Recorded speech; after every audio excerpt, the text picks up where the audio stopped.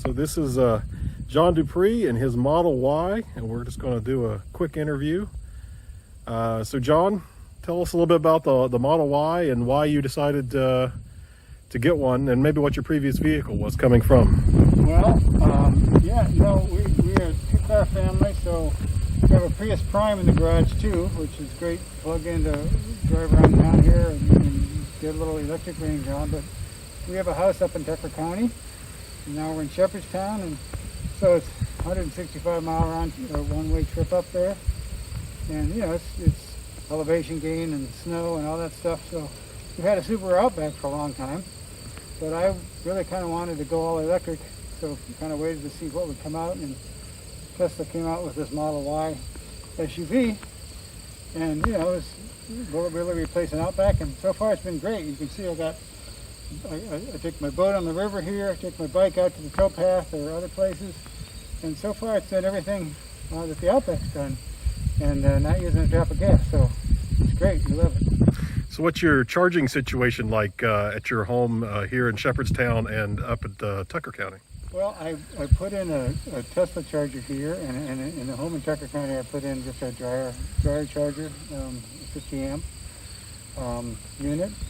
So I get up there, charge full here, get up there and still got 100 miles of charge left. I plug it in overnight, and you got plenty to drive around there, go hiking, go to trailheads and valley sides, and then charge it before we come down.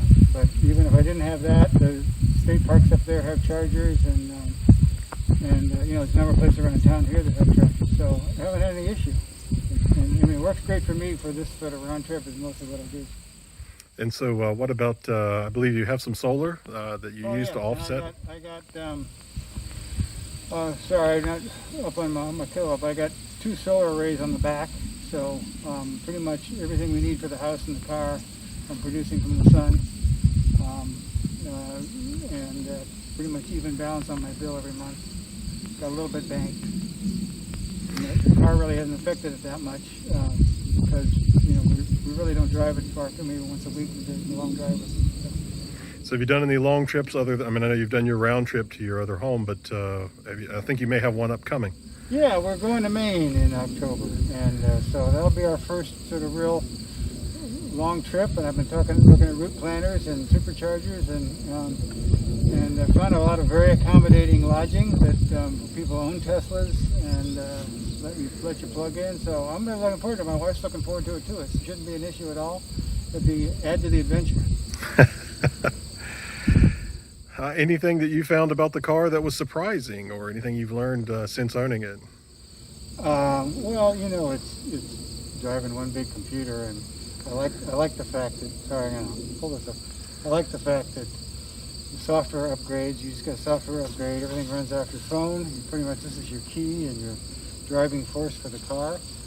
And you get these upgrades, which is kind of interesting because most time you buy a car and then you're frozen as to what the technology is for, until you buy a new one in 3 years. But with Tesla, they just keep sending you new stuff. So even I got this car 4 months ago, and I already have extra backup cameras and a whole new cruise control system that's they've just sent me by software. So pretty amazing, and they don't charge you. So I know you haven't had it for very long, but what about maintenance? Any issues with the car? Any maintenance issues? No maintenance issues. I don't know when I'm gonna need it, except rotate the tires at some point.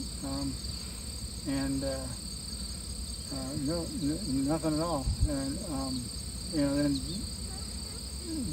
in certain circumstances, Tesla will even come out to your car. You don't have to even take it in. Have you used their mobile service? I haven't had to use a mobile service, but they delivered the car to me here from Rockville. Oh, great. So, and that was in the middle of the pandemic, so maybe it was a little bit extra service, but I said, yeah. And they said, yeah, we'll bring it out to you. And they wiped it all clean and left it here and drove away, and it was great. So. All right. Well, anything else you'd like to share with folks? Any words of wisdom or just encouragement? Well, another buddy and I here have been doing sort of classes and discussions on this. I just think this is the way we all need to be. It's a lot cleaner, it's quieter, and imagine all of our highways that without the 30 gas stations and so much quieter going through the cities.